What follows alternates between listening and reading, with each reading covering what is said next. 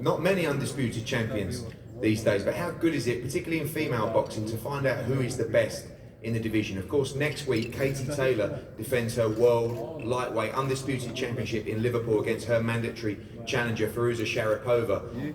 Kaylee Reese and Chantel Cameron will meet early next year to find out who is the 140-pound undisputed champion. Clarissa Shields at 154, and of course Jessica McCaskill, the undisputed champion at 147 pounds.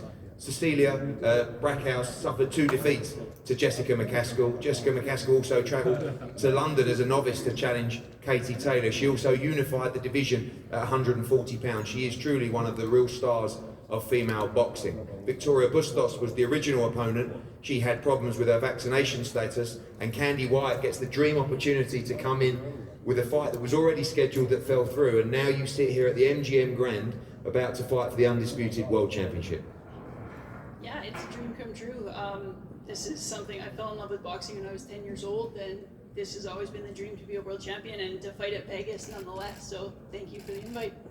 Obviously, you've been through the different phases of women's boxing, where I guess it was hard to even find a fight or find a purse, to see the rise of the female side of the sport. You must be very proud of that as well, to consistently see big fights now as part of either headlining their own shows or part of big fight shows like this. Absolutely, I couldn't be more excited to see female boxing taking off, and it's growing in the amateur ranks as well, which is nothing but good news. But yeah, the way that female boxing is taking off in the pro ranks, I'm super excited about it, and I couldn't be happier. You've had to fight a number of very good fighters as well. Ibarra last time out as well, Kaylee Reese, and again up against a very good champion in Jessica McCaskill as well. Expecting a tough night at the office here at the MGM Grand on Saturday.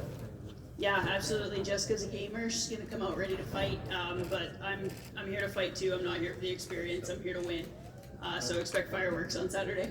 And finally, after everything that you've been through in the struggle for women's boxing, what would it mean to become undisputed world champion here in Las Vegas on Saturday?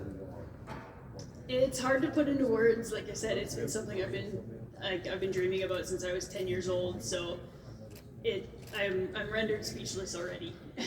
Well, we look forward to the opportunity for you on Saturday. Jessica, you look like a caged lioness yesterday at the media workout. A lot of frustration in there, ready to go after 2 great wins against Cecilia Brackhouse. It's been a long time coming, but worth the wait here in Las Vegas, ready to defend all of those belts on Saturday night.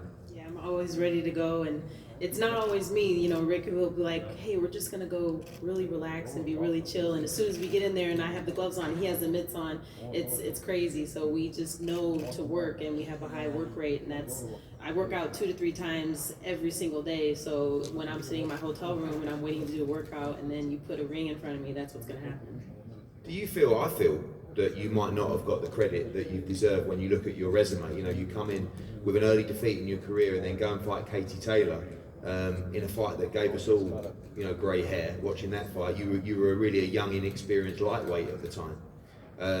Gave her one of the toughest fights of her career. Move up to 140 pounds, win the title, unify there. Then the opportunity comes up to fight Brackhouse in a division you're not really a welterweight. You took the fight, you won the fight, you had a rematch clause, you beat her in the rematch, you own all those belts.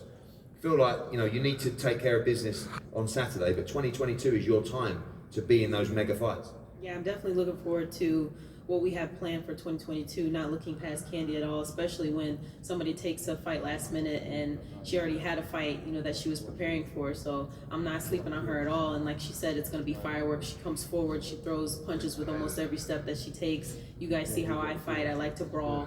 But I'm trying to put together a little bit more boxing, show you guys a little bit more skill. But I'm trying to really make my mark in history and in the boxing world. I only have about maybe 25 amateur fights, and when I hooked up with Rick Ramos, he was like, we're going to move you really fast, and that's exactly what we've done.